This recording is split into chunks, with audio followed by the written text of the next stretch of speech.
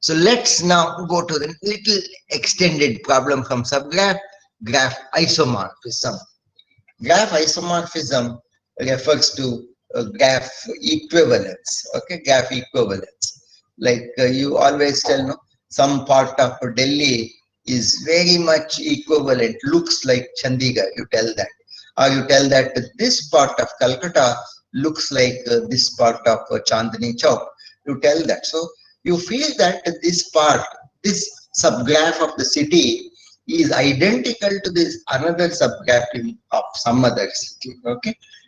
In fact, even in medicine, this is the principle in all transplantation. Unless the part matches, kidney transplantation cannot be done. Unless the whole matching happens, the transplantation cannot be done. So this is the isomorphism problem or equivalence problem. In fact, isomorphism in chemistry is very important. They call it by a different word called amorphic forms. So carbon has several amorphic forms.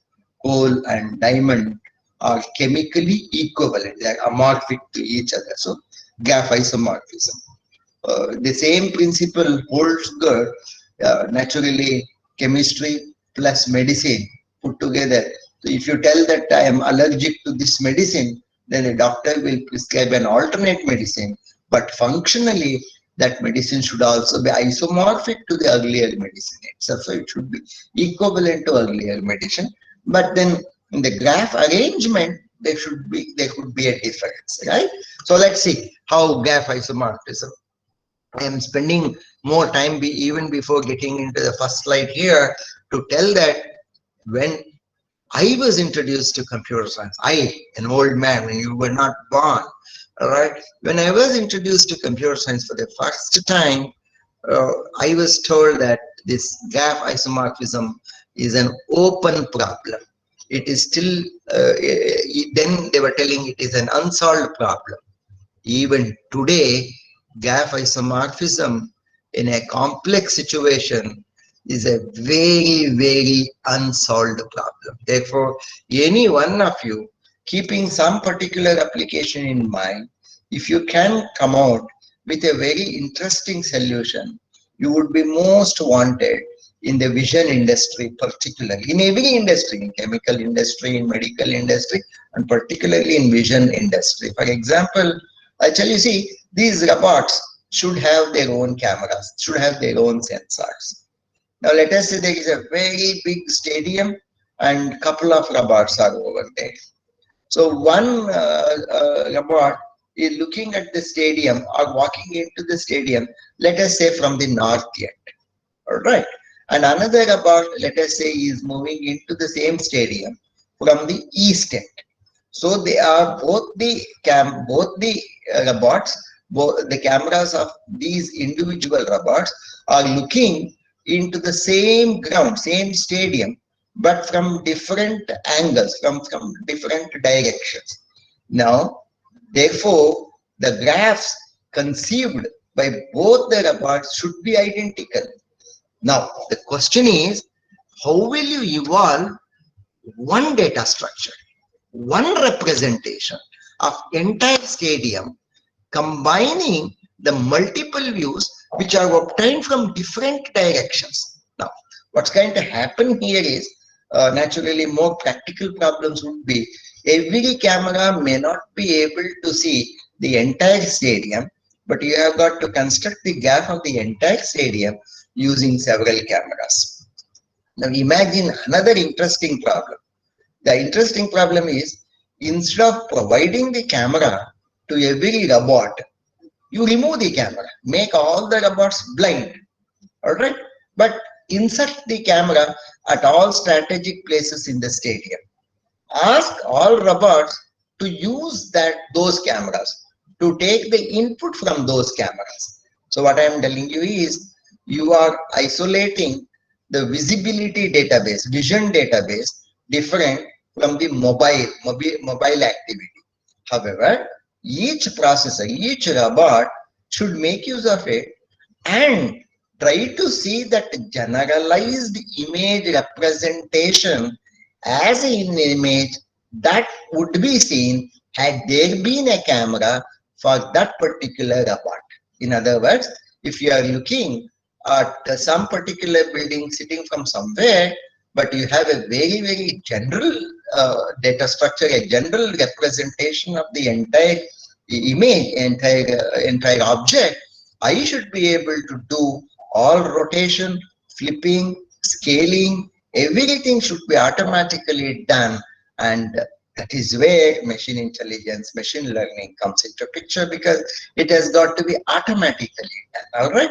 And the whole coding has got to be automatically generated. You know what sort of code you have got to generate, but you should not write it. The machine itself should be able to write that. So these are the type of problems which you should ultimately think of, okay? Naturally, I wish that you can put your hand, put your brain towards thinking in that direction. My assignment could be towards that, but then I wish you think such deep problems for your project works. Okay, here is one graph, all right, and look at another picture.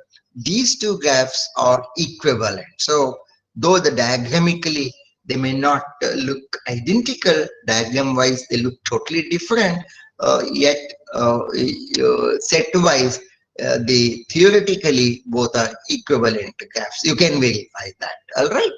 Okay, so here is an example, and this is an example of non-planar representation. This is not a vertex, this is not a vertex.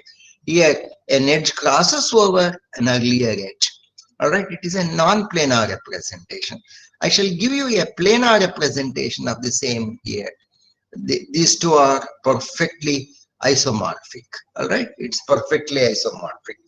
Okay, so this gives a visibility like a kite, or like any chemical formula represented graph y. Whereas if you look very carefully and if you feel it is a three-dimensional view, you can feel the presence of a pyramid over there, isn't it? You can feel the presence of a pyramid, right? But then these two are graphs theoretically identical. They are equivalent graphs. Now here is a graph, all right, which is a part of a cutoff pyramid. You can see that it's a cutoff pyramid. The apex of the pyramid is not visible. However, it is a graph, and then I can see this as a cube. I can entirely look at it as a cube. They are isomorphic. All right. So these two graphs are equivalent. These two pairs are equivalent to each other. All right. So now, what do I got to do? If two graphs GNE and G-NE are said to be isomorphic, are equivalent to each other, if and only if there is one-to-one correspondence between the relationships associated. What are the relationships? All relationships are indicated by edges.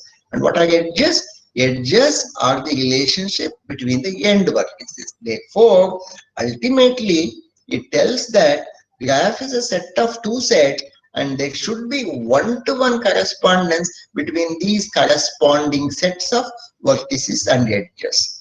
English is very simple, but start implementing it as an algorithm, it is very difficult for more practical problems of three-dimensional world. If you construct the graphs from the three-dimensional world, like today, you know, Raffle is getting released, and like the computer would be looking at the entire world from a particular direction, the vision system would be looking, and another aeroplane, another fighter plane would be looking at the same world from other different direction, and then you have got to construct the graphs of this three-dimensional world, and then establish the isomorphism, and still do the dialogue between, still talk these two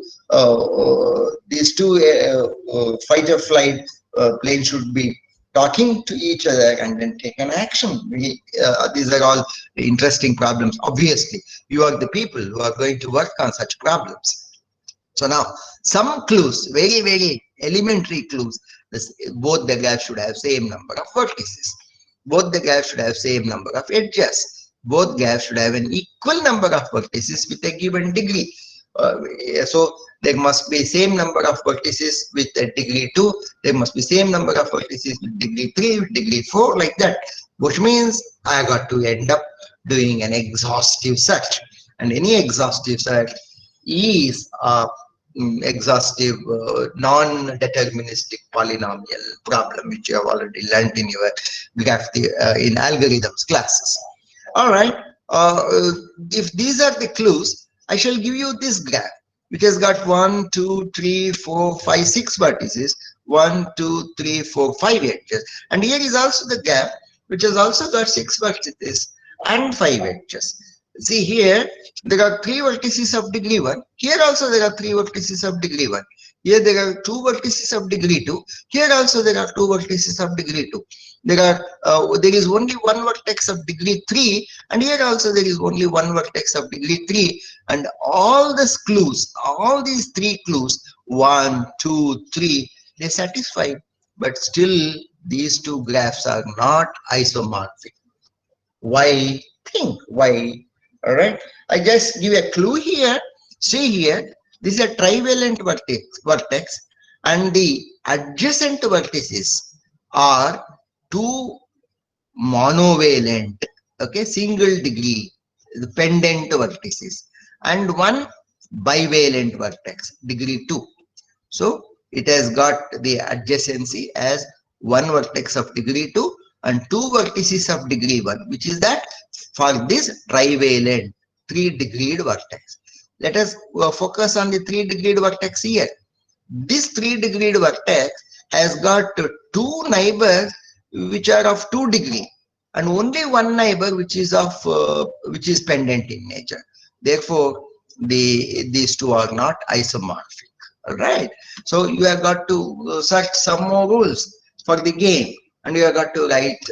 This is way can machine automatically interpret that these 2 are not isomorphic, but you give the rules, you just give the definition, and machine itself should be able to write down the code. Can that be done? That is what is the essence of machine learning. All right.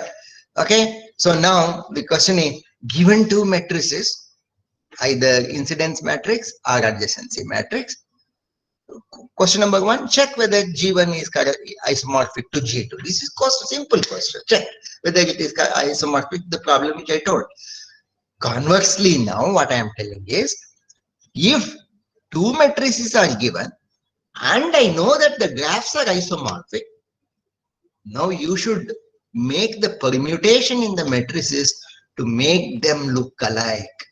Because just now I told you the example, one camera looking from the north end will label the graph in its own way, and another camera looking from the east end will label the same graph in its own way. Therefore, the 2 matrices may not look alike. However, because they are looking at the same stadium, they must be isomorphic. Because I know these 2 graphs are isomorphic, now you do the entire permutation on your matrix structure and bring the 2 matrix structures to look alike. This is a little difficult problem, really difficult problem, but nevertheless, it is going to be an assignment for you. But don't work on a very big problem. You work only up to a maximum of, let's say, 10, 12, or up to 15 vertices. Not beyond that. It takes time. Scalability is really a big, difficult problem. All right. So now, naturally, the questions will get into character equivalence, word equivalence, sentence equivalence in document image processing. All right.